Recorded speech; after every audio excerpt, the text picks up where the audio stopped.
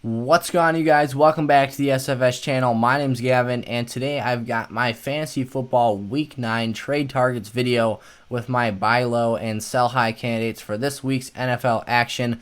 And before I get into today's episode, each and every single one of you guys needs to make sure you've gone down and hit the subscribe button to my channel and turn the bell on so you guys are notified whenever I come out with a new episode. If you guys do that, it'll help me attain my goal of reaching 1,000 subscribers by the start of the new year 2021.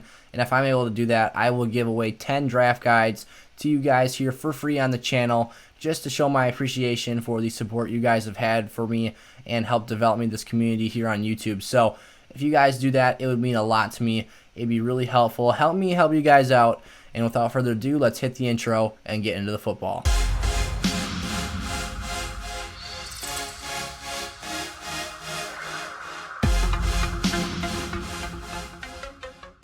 Going to start this video off today with my buy low candidates, and the first guy I've got up on the board is DeAndre Swift, the Lions rookie running back. Swift obviously had a very down week this week against the Colts, only 9 total touches, and from start to finish, he felt completely absent from the game. Swift had 6 carries for 1 yard and a few catches as well with minimal production, so obviously DeAndre Swift is a guy who completely vanished off your fantasy lineups this week. He had a very tough game, and I think that for a guy who is explosive as he is and as dynamic as he is, I don't think that we should completely panic on him. I think he's a guy that going forward the rest of the season we can depend on and count on to have on our teams. As a result of his performance, Swift's trade value is obviously down this week, and I think you guys can go snatch him up for a fairly cheap price. I think if you're in a situation where you have 2 solid quarterbacks, offering the lesser of the 2 QBs could net you DeAndre Swift.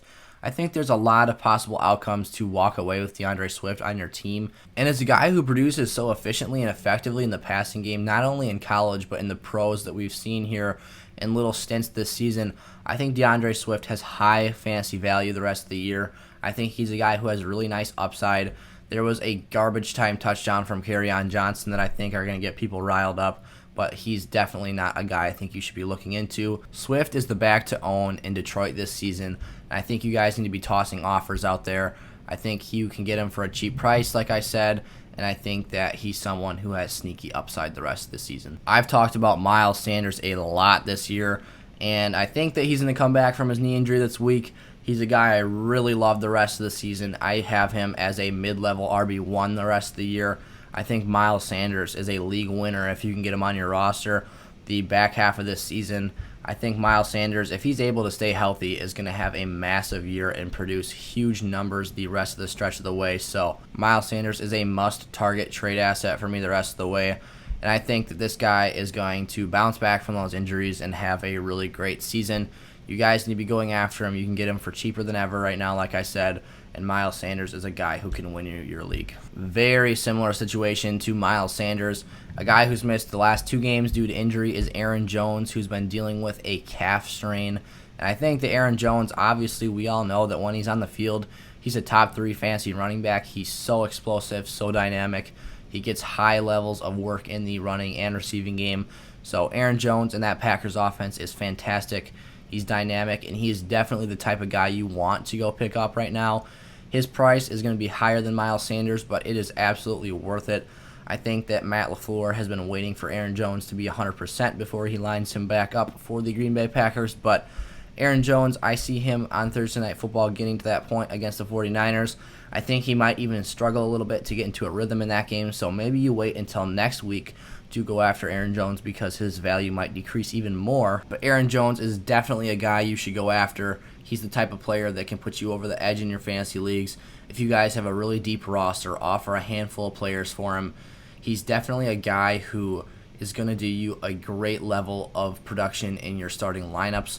So like I said, if you guys have a nice amount of depth, make an offer for Aaron Jones. Offer one of your starting running backs and a few guys on your bench who can help the team out that you're trading with. Aaron Jones' value is never going to be lower than it is right now or potentially after Thursday night's game unless he has some sort of a devastating injury. So Aaron Jones is definitely a guy you guys need to go after, and he should do a great deal of work for your fantasy team. My next guy up on the list here is a player I love to buy low for right now, and that's Mark Andrews, the Baltimore Ravens starting tight end. And undoubtedly in draft season, Mark Andrews was my favorite tight end to go after. he was a guy who I thought was going to have an electric fantasy season, and he has so far. Right now, Mark Andrews has been highly productive. When you chain all of his games together this season, he's actually put up really nice numbers, but he's just been a bit streaky. I think that Mark Andrews has just suffered from some quiet games this year, and then in the other performances, he's had massive outings. So if Mark Andrews can stabilize a little bit for your fantasy lineups down the stretch, he's going to be invaluable to your team, and he's going to put up such nice numbers. He can probably win you some weeks and even your leagues. So Mark Andrews is definitely a top-tier tight end for me. If you guys can snatch him up on your roster, that would be a huge bonus for your teams. Mark Andrews is definitely a guy I love the rest of the season, and he is 100% a guy I'd hang on to if you own him, and 100% a guy I would go after if you are looking for a tight end.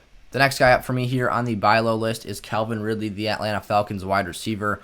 I think that Calvin Ridley has a slight dip in stock this week, as he had a injury in his foot or ankle, I believe it was, on Thursday Night Football, and he's considered to be day-to-day. So if you guys can find an owner out there who is skeptical of whether or not he's going to play, if they're worried about the injury or desperate for a win, they need guys they know are going to start next week, go try and make an offer for Calvin Ridley.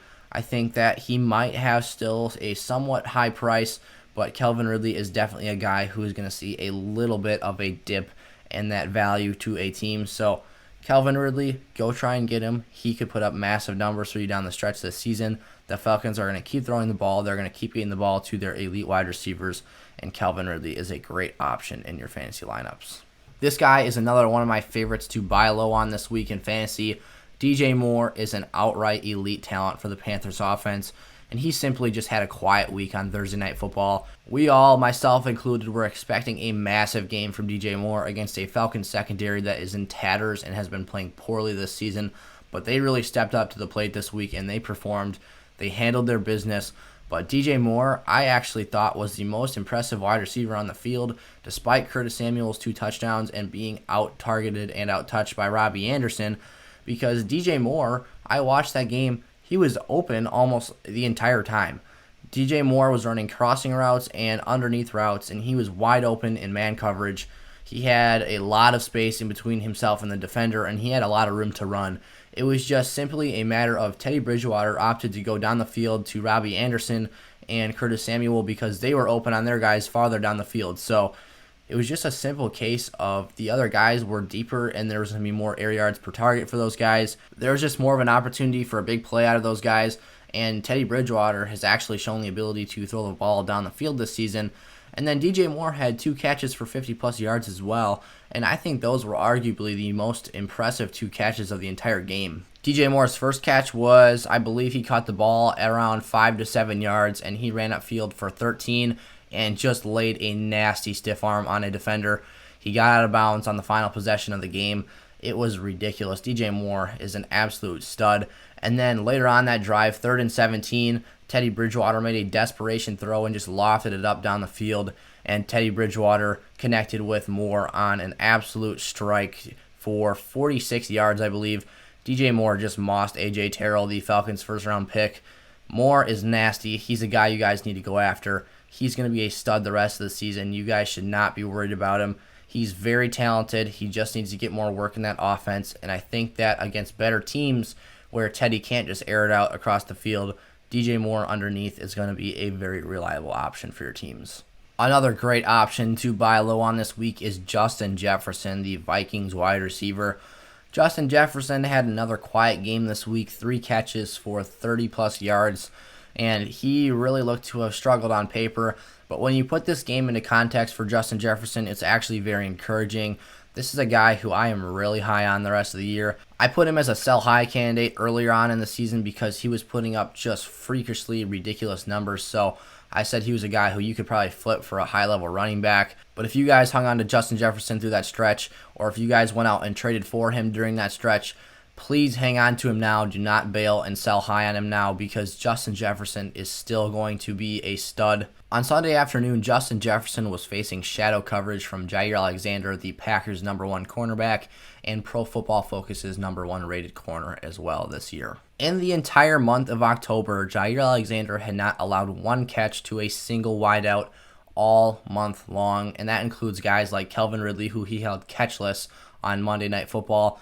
Mike Evans, who he didn't allow a catch when covering, and even Will Fuller against the Texans, who had a touchdown, but it was against the other side's corner. So Jair Alexander, no catches in the month of October until Justin Jefferson had 3 on him this week. Jefferson still produced this week, while it may have been very minimal against one of the league's top corners, and it's very encouraging to see such a young guy have the highest amount of work against Alexander that anyone has had in over a month here. So Justin Jefferson clearly showing the ability to get open, clearly showing the ability to make plays, and I think that Justin Jefferson going forward is going to be great for that team. The Minnesota defense is still bad. The Minnesota defense is still going to put the Vikings offense in a situation where they have to throw the ball. So Justin Jefferson going forward is going to be a great player for your fantasy teams.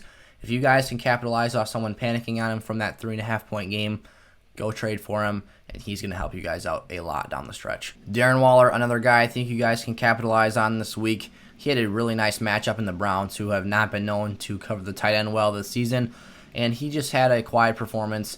Darren Waller had 5 catches, I believe, but he didn't even crack 30 yards, so obviously a very inefficient day for Waller, but this will be a quick one here. He had a nice week against the Bucs last week, so his value might still be up a little bit, but struggling against the Browns this week, I think Darren Waller has some opportunity to be bought low for. If you guys can just go toss out an offer for him, it's definitely worth it, as he's probably a top 5 tight end play the rest of the stretch of the year. So Darren Waller, I'd go look at him, go make an offer for him, and see if you can steal him off someone's team this week. If you guys have any Jonathan Taylor owners in your league that watched the game against the Lions, they are going to be panicking.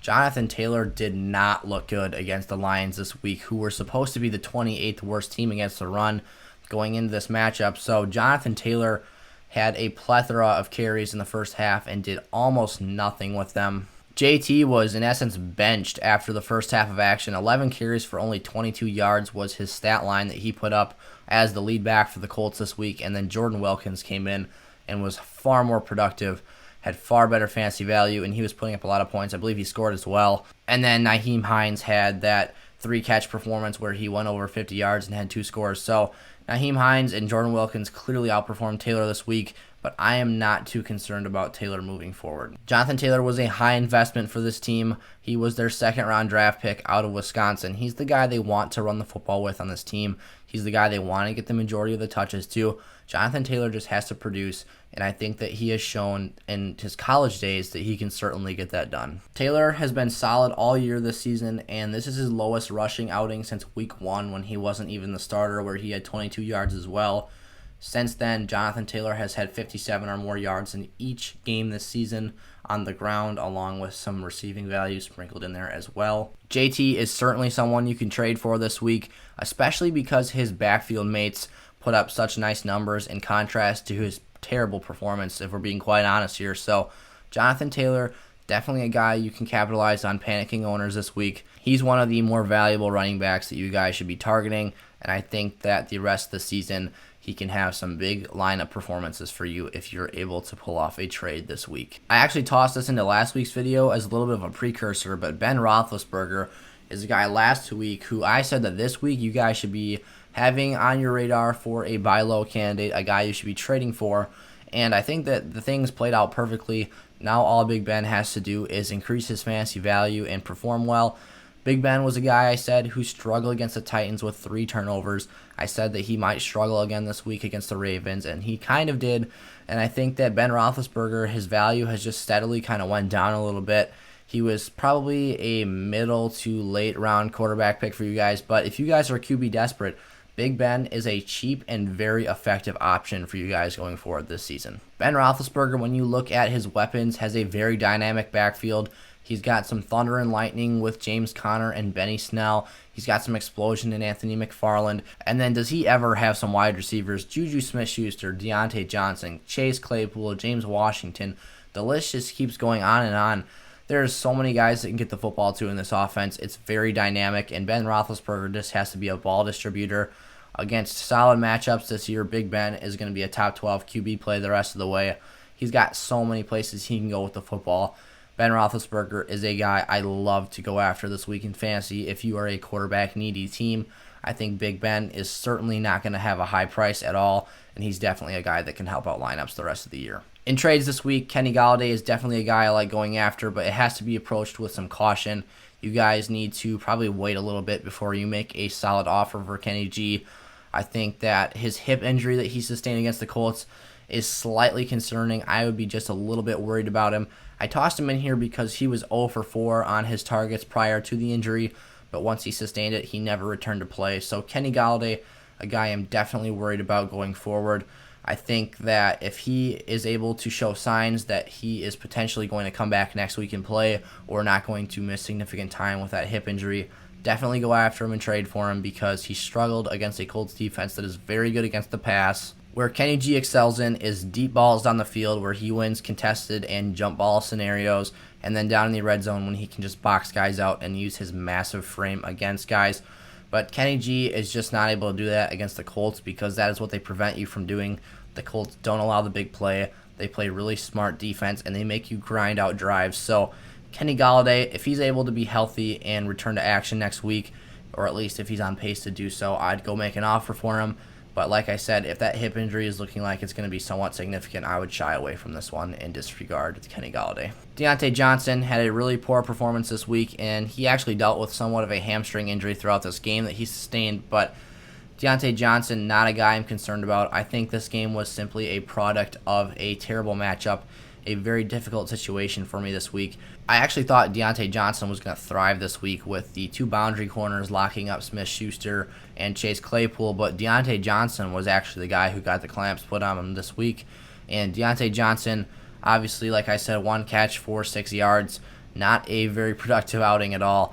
But going forward, Diontae Johnson, I've been saying this, when he's on the field and has solid matchups, is a very productive player. He's a very elite wideout option, and I think that he's a guy who can really help out some teams. So if you guys are like me in a couple leagues and you're looking for some added wide receiver depth, if you're looking for a guy you can start in your lineups at times even, Diontae Johnson is a route you should be going.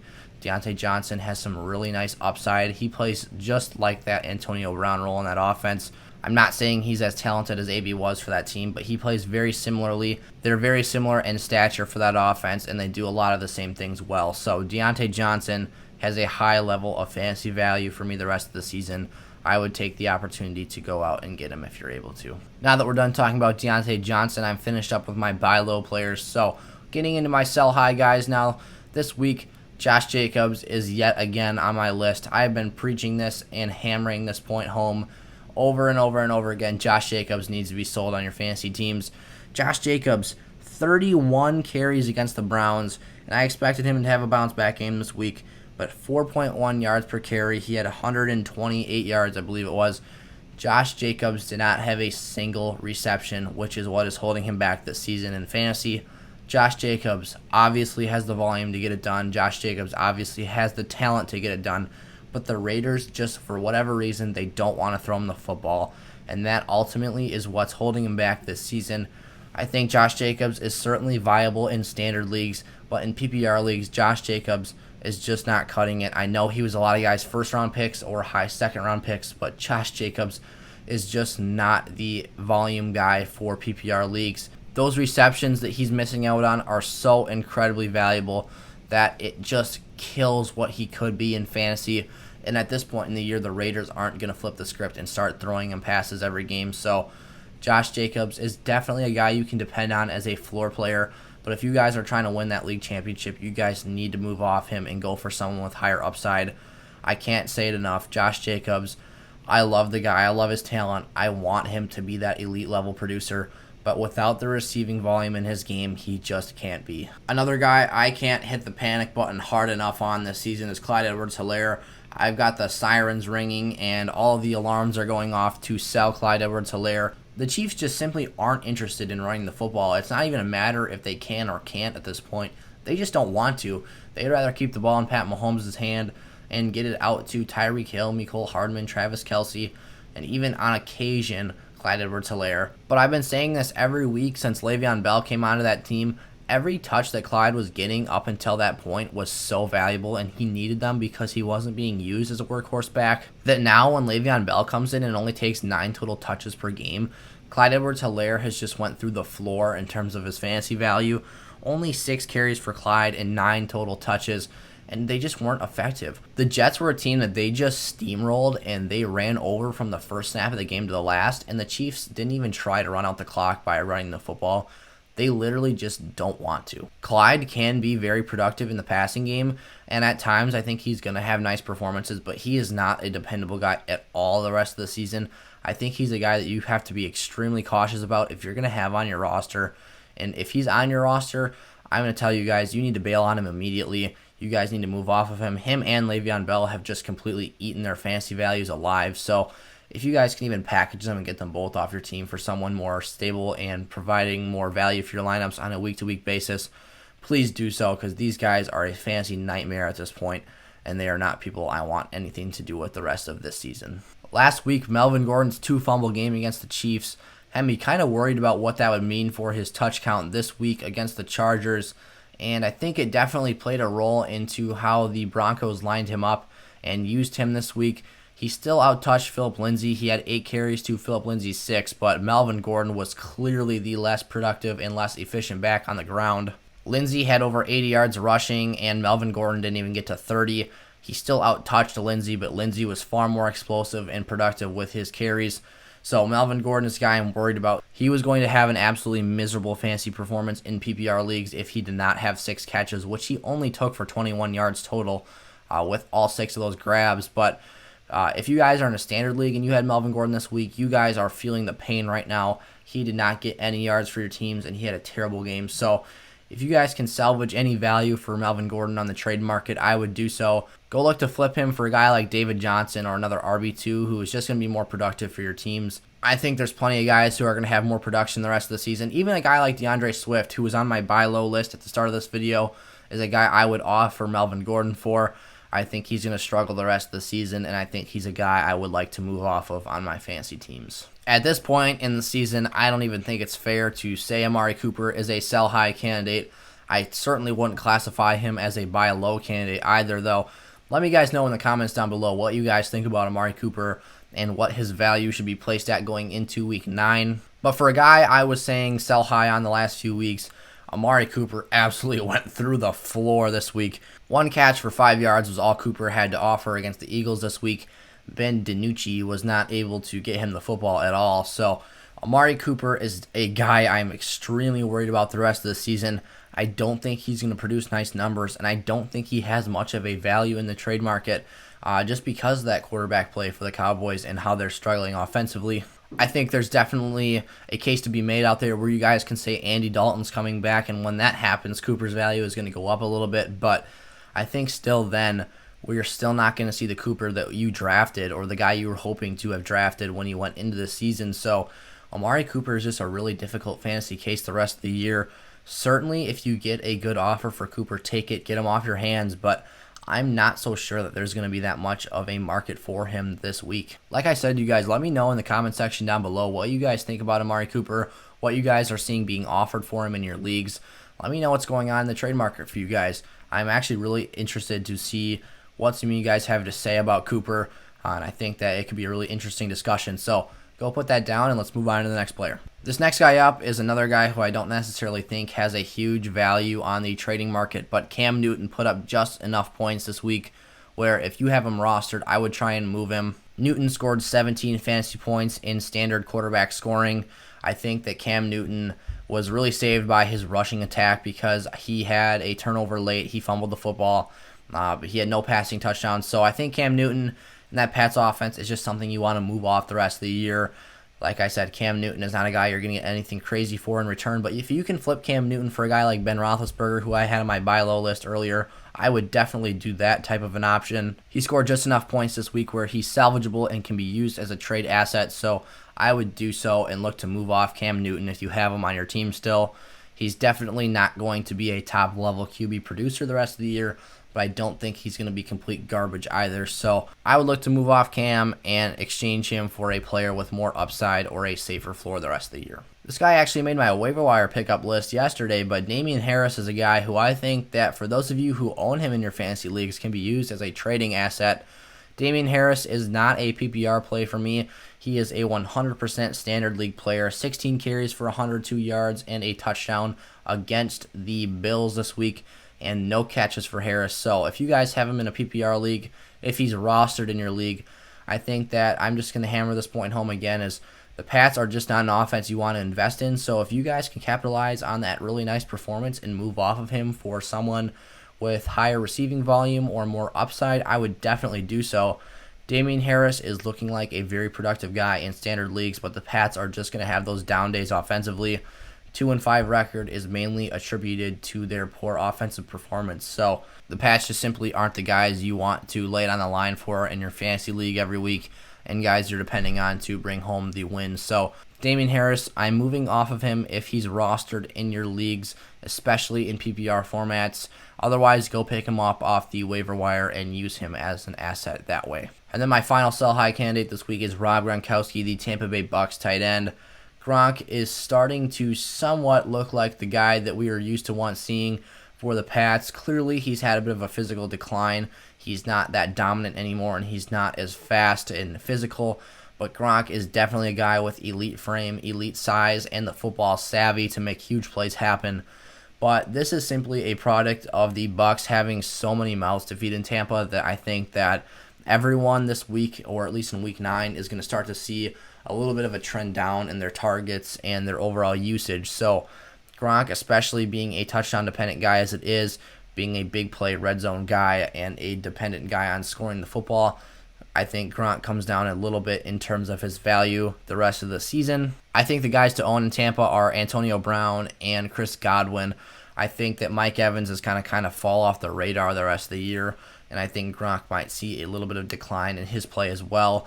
But overall, Gronk is still going to be a solid guy. If you can't find a trade for him, that's all right. It's not like he owns top 5 tight end value the rest of the year. He's just a guy who I think is going to trend down the rest of the season. With that being said, I'm going to wrap up my Week 9 trade targets video. Thank you guys so much for watching and your continued support here on the SFS channel. I really love watching this community grow and all the things that we're doing here on the channel.